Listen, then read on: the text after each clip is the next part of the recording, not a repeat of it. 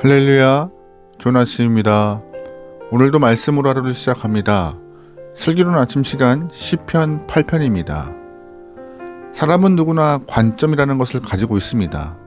어떤 눈으로 세상을 바라보고 어떠한 마음으로 사람을 바라보느냐, 이것이 관점인데 그 관점에 따라서 삶의 성공과 실패가 좌우되기에 관점은 중요합니다.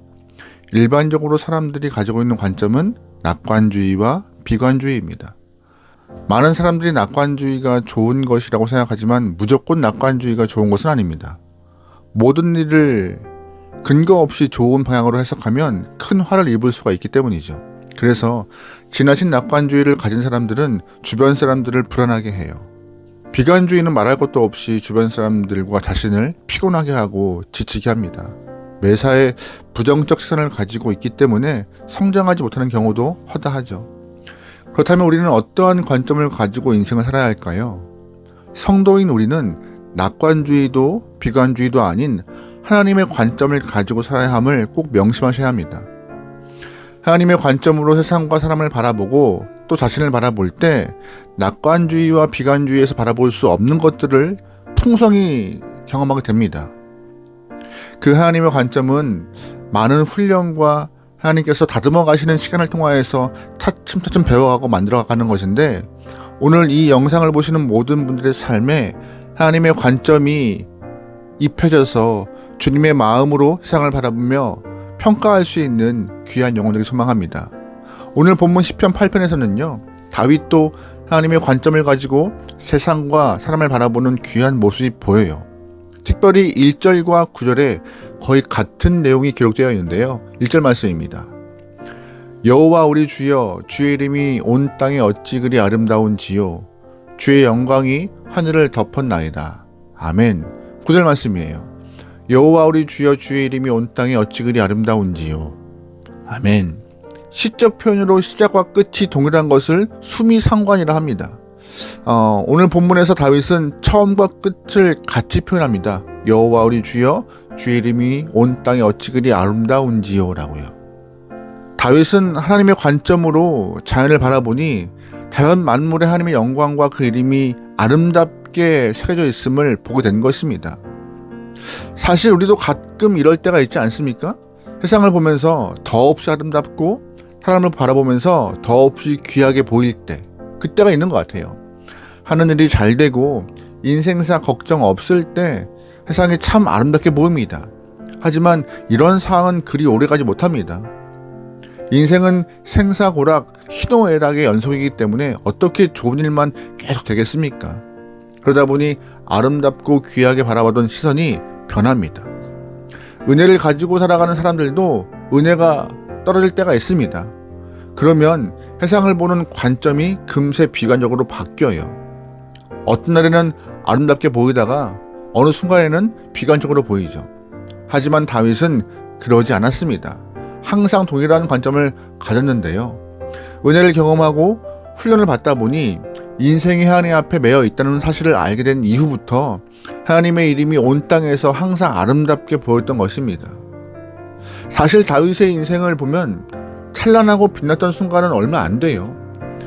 10수년 동안 사울 때문에 쫓김의 인생이 되었고, 말년에는 아들에게 왕위를 빼앗겨서 광야로 내쫓기는 인생이 되었고, 궁중에 살면서도 밧세바 사건 이후에는 힘든 시간을 보냈던 다윗의 삶이었습니다. 그의 인생 중에서 빛난 시간은 얼마 안 돼요. 그럼에도 삶의 자리에서 항상 하나님의 영광을 찬양하고 세상을 아름답게 보았던 것은 하나님의 시각으로 세상을 보았기 때문에 가능한 일입니다. 우리도 상황과 상관없이, 또한 물질의 부함과 가람에 상관없이 하나님께서 만드신 자연을 아름답게 볼 수 있는 귀한 마음이, 귀한 눈이 있길 소망합니다. 다윗은 하나님의 관점을 가지고 자연 만물만 아름답게 본 것이 아니라 사람에 대해서도 좋은 마음을 갖고 대했습니다. 2절 말씀이에요.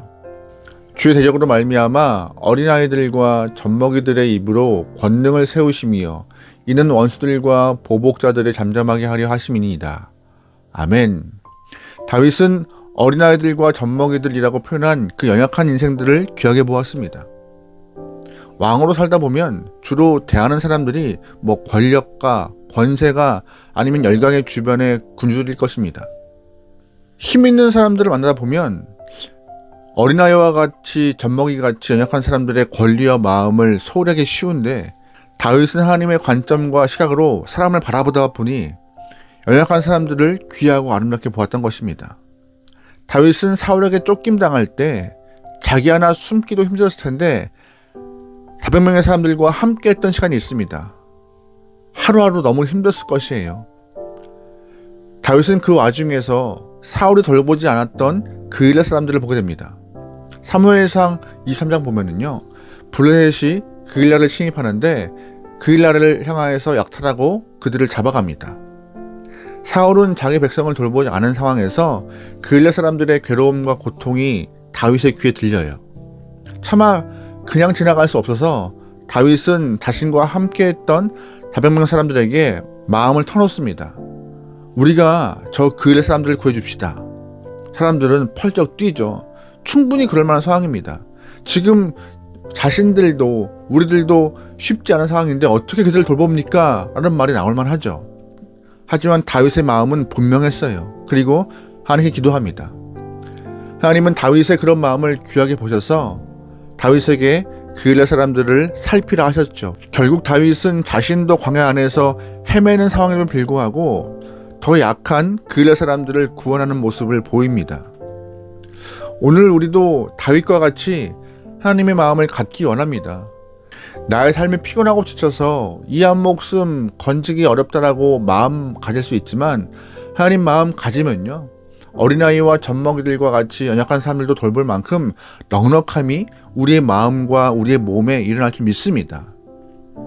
여러분의 삶이 하나님의 관점으로 강건해지길 소망합니다. 본문을 또 보시면요, 다윗은 어린아이와 젖먹이뿐만 아니라 모든 사람들도 사랑했던 그 모습을 보여요. 4절 말씀이에요.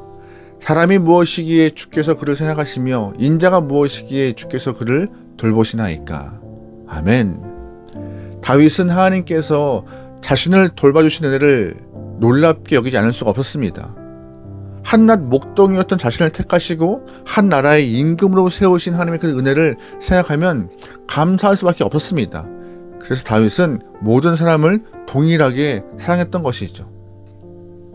이 아름다운 모습 우리 또한 품기 원합니다. 우리도 다윗과 같이 세상 만물이나 약한 자나 모든 사람을 향하여서 주님의 마음으로 대할 수 있는 넉넉한 영혼 되면 좋을 것 같습니다. 세상 모든 만물을 아름답게 볼 수 있는 것은 하나님의 관점에서 시작되는 것입니다. 오늘 하루도 하나님의 마음으로, 하나님의 관점으로 자연과 사람을 바라볼 수 있는 하나님의 귀한 영혼 되기를 주로 축원합니다. 아멘. 기도하시겠습니다. 하나님, 학습된 관점과 익숙한 시선으로 삶을 바라보았습니다. 그러다 보니 하나님이 창조하신 자연 만물을 바로 보지 못하였고, 하나님의 형상으로 지어진 사람들을 귀하게 여기지 못하였습니다. 이러한 우리를 용서하시고 우리의 관점을 다 걷어가여 주시옵소서. 주님의 은혜로 무장하고 말씀으로 무장하여서 하나님의 마음과 시선을 갖겨 나오니 우리의 삶에 큰 은혜 허락하시고 이 땅을, 사람을 존귀하고 바로 볼 수 있는 주님의 귀한 영혼 되게 허락하소서. 바로 볼 때, 또한 귀하게 볼 때 주의 마음을 이 땅에 전할 줄 믿습니다. 주님이시여, 우리를 주의 종으로 삼아 하나님의 마음을 전달할 수 있는 귀한 영혼으로 삼아 주시옵소서. 오늘 하루를 맡기오며 예수님의 이름으로 기도합니다. 아멘.